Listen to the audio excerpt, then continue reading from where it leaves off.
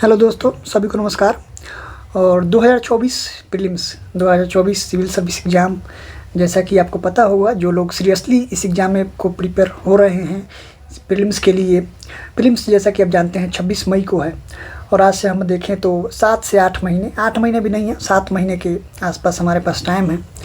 तो इस वीडियो को मैं लेकर आया हूँ ताकि मैं आपको बता सकूं कि 7 महीने का यूटिलाइजेशन कैसे हम बहुत अच्छे से कर सकते हैं। हमारा प्लानिंग, हमारा अप्रोच क्या होना चाहिए इन 7-8 महीनों में, ताकि हम प्रीलिम्स में अच्छे से परफॉर्म कर पाएँ, प्रीलिम्स क्लियर हो पाए। मेंस के लिए हम कैसे प्रिपेयर कर सकते हैं, अभी कुछ टाइम है प्रीलिम्स से पहले, तो इन सब चीज़ों पे हम डिस्कस करेंगे। देखो मैं स्क्रीन शेयर किया हूँ, आप लोग देख रहे होंगे कि मैं कुछ लिख के लाया हूँ आप लोगों के लिए। तो पहले रणनीति क्या होनी चाहिए, पहले कुछ हम जनरल चीज़ें जान लेंगे कि जनरल कुछ थिंग्स है इस एग्ज़ाम के बारे में, इस एग्ज़ाम को कैसे टिकल किया जाता है उसके बारे में हम जानेंगे। तो देखिए, ये जो एग्ज़ाम है सिविल सर्विस यूपीएससी जो एग्ज़ाम है, ओबीएस है, भारत का सबसे डिफ़िकल्ट एग्ज़ाम है, दुनिया का सबसे डिफ़िकल्ट एग्ज़ाम में भी माना जाता है। तो इसमें बहुत सारी हार्ड वर्क की ज़रूरत है। तो this exam demands lots of hard work. बिना हार्ड वर्क का तो कुछ होगा नहीं, ये आप भी जानते हैं। बहुत ज़्यादा हार्ड वर्क की ज़रूरत है इसके लिए, और अब वह टाइम आ गया है। अगर आप 2024 में क्लियर करना चाहते हैं इस एग्ज़ाम को, तो अब वह टाइम आ गया है कि अब अपना हार्ड वर्क 100% देना स्टार्ट कर दो। उसके साथ साथ कंसिस्टेंसी भी चाहिए, एक कीवर्ड है कंसिस्टेंट। आपको हार्ड वर्क करना होगा। ऐसा नहीं है कि एक दिन पढ़े अगले दिन कम पढ़े, ऐसा नहीं है। अब वो टाइम आ गया है 9-10 घंटे आप रोज़ पढ़ें। 6-7 महीने बचे हैं, अभी से आप रोज़ पढ़ते हैं तो आप अच्छा कर पाएंगे। स्मार्ट वर्क की भी ज़रूरत है। स्मार्ट वर्क मीन्स प्लानिंग, रणनीति, अप्रोच क्या होना चाहिए, कैसे डिफ़िकल्ट सीसेट का पेपर आ रहा है, प्रीलिम्स डिफ़िकल्ट होते जा रहा है, इसको कैसे टैकल किया जाए, इन सब चीज़ों पर हम डिस्कस करेंगे।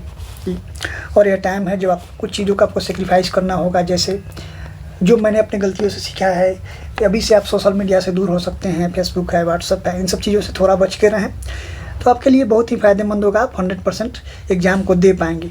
अगर आप 24 में क्लियर करना चाहते हैं, 24 का दे रहे हैं सीरियसली, तो इन सब बातों का आपको ध्यान रखना चाहिए। आप अपने स्टडी को प्लान करें, स्ट्रेटजी बनाएं। प्लानिंग और स्ट्रेटजी बहुत बड़ा फैक्टर है इस एग्ज़ाम को क्रैक करने में। प्लानिंग बहुत बड़ा रोल प्ले कर रहा है, तो इन सब चीज़ों का आप ध्यान देंगे। देखिए, स्ट्रेटजी क्या होना चाहिए। अभी से 7 महीने बचे हैं, तो उस पर क्या हम कर सकते हैं मेन एग्ज़ाम के लिए। अभी मेन एग्ज़ाम पे हमें थोड़ा टाइम देना चाहिए। जैसा कि मेरा एक्सपीरियंस है, मेन एग्ज़ाम जैसे आप जानते हैं बहुत इंपॉर्टेंट है। सिलेक्शन में मेन एग्ज़ाम का बहुत बड़ा रोल है। मेन एग्ज़ाम में आपको राइटिंग स्किल की बहुत अच्छी ज़रूरत होती है। राइटिंग स्किल चाहिए, कमांड ऑन कॉन्सेप्ट को अच्छे से जाने, सिलेबस पर आपको कमांड होना चाहिए। तो इन सब चीज़ों की ज़रूरत है मेन एग्ज़ाम के लिए। तो अभी आप नवंबर से लेकर और 10-15 जनवरी तक मेरे एग्ज़ाम पे फोकस हो सकते हैं। अभी आपका फोकस ऑप्शनल पे होना चाहिए, इथिक्स पे होना चाहिए, एस्से पे। इन सब चीज़ों, एक गेम चेंजर पेपर है, स्कोरिंग पेपर है, तो अभी इन सब चीज़ों पर आप फोकस करें।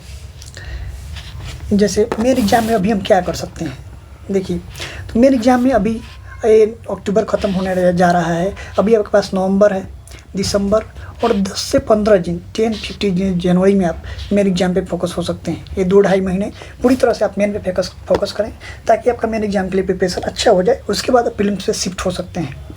अभी आप ऑप्शनल जो भी पेपर हो आपका, ऑप्शनल को रिवाइज करें, अच्छे से प्रैक्टिस कीजिए। PYQ बहुत इंपॉर्टेंट है। PYQ लिखें, ऑप्शनल को रिवाइज करें, PIQ लिखें। क्वेश्चन जो है ऑप्शनल पेपर में जनरली रिपीटेड होते हैं।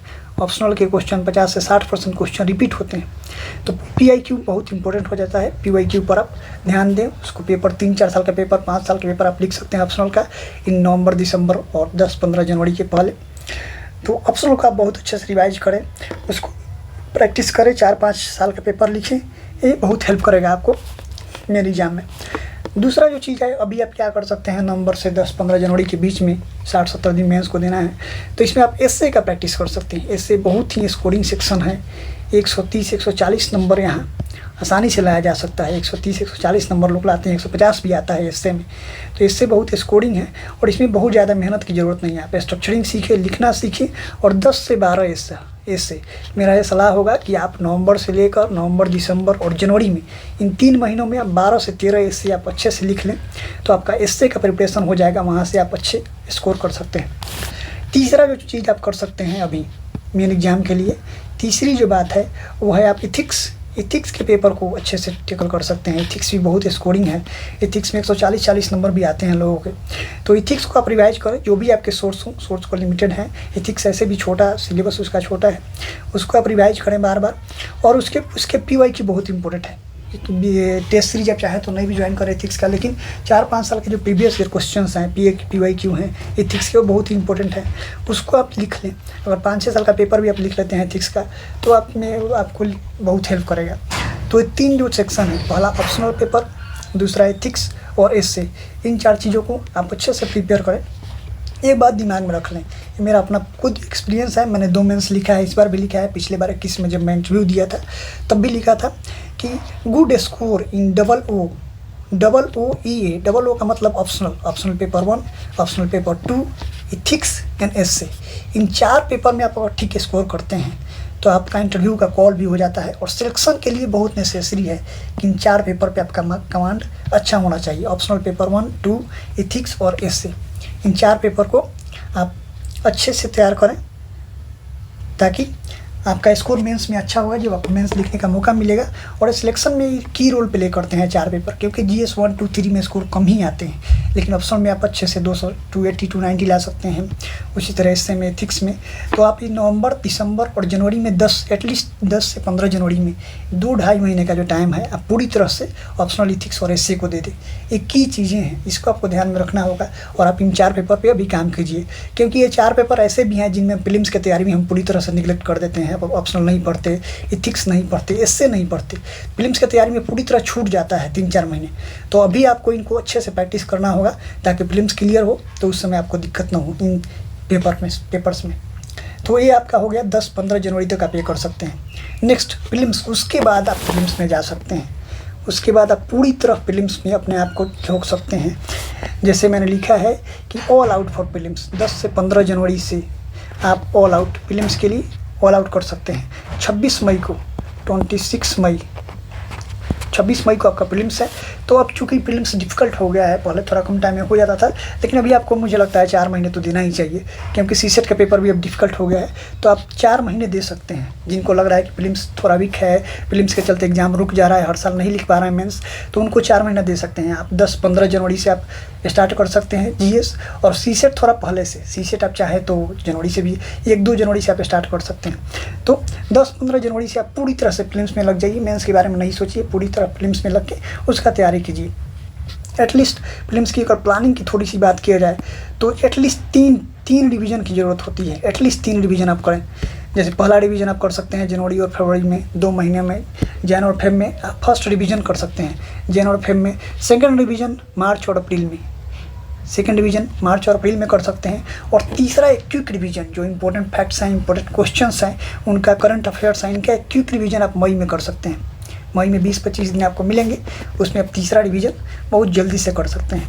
आप डेट शीट बना सकते हैं प्रीलिम्स की तैयारी में। डेट शीट, चाहे मेंस के लिए भी डेट शीट बहुत इंपॉर्टेंट है। प्लानिंग होना चाहिए, वीकली टारगेट, मंथली टारगेट, या 10-15 डेज का टारगेट, 5-10 दिन का टारगेट, किस सब्जेक्ट को कितने टाइम में कंप्लीट करना है। तो इसके लिए आप डेट शीट तैयार कर लें। पॉलिटी कितना दिन पढ़ना है, इकोनॉमिक्स कितना दिन पढ़ना है, किसके बाद कौन सा सब्जेक्ट पढ़ना है, ये बड़ा इंपॉर्टेंट है। आप 3-4 महीने का डेट शीट प्रिपेयर करें और ऐसे प्रीलिम्स का तैयारी स्टार्ट करें। फिर प्रीलिम्स की तैयारी में मैं फिर पहले ही बोला था, हार्ड वर्क की ज़रूरत है। 10-12 घंटे आप पढ़ेंगे तो आपका प्रीलिम्स अच्छे से हो जाएगा। स्मॉल टारगेट बनाएं, रिवाइज करते रहें। सीसेट के लिए क्या किया है, सीसेट के लिए स्टार्ट विथ 1-2 जनवरी, जैसे मैं बताया। सीसेट के लिए थोड़ा पहले से स्टार्ट कर सकते हैं, इवन कि दिसंबर के लास्ट से भी आप स्टार्ट कर सकते हैं। और सीसेट के लिए ऐसा भी नहीं है कि बहुत ज़्यादा पढ़ना है, एटलीस्ट 1.5 से 2 घंटे आपको रोज़ पढ़ने हैं। सीसेट पेपर अब डिफ़िकल्ट हो गया है, इजी में नहीं ले। 70-80% बच्चे सीसेट क्वालिफाई नहीं कर पाए थे, इसका सीसेट इतना डिफ़िकल्ट था। तो इसको आपको ध्यान में रख के आप 1.5 से 2 घंटे रोज़ सीसेट को दीजिए, बाकी आप GS पढ़िए। तो ये तरीके हैं प्रैक्टिस। मैथ्स और रीजनिंग का प्रैक्टिस बहुत ज़रूरी है सीसेट में। मैथ्स और रीजनिंग का प्रैक्टिस आपको रोज़ ही करना चाहिए, जनवरी, फरवरी, अप्रैल तक। इवन कि मई में भी मैथ्स और रीजनिंग का प्रैक्टिस 1 से 1.5 घंटे आपको रोज़ करना चाहिए। आपको कॉन्सेप्ट समझने चाहिए, नंबर सिस्टम और भी चैप्टर हैं उनको समझने चाहिए।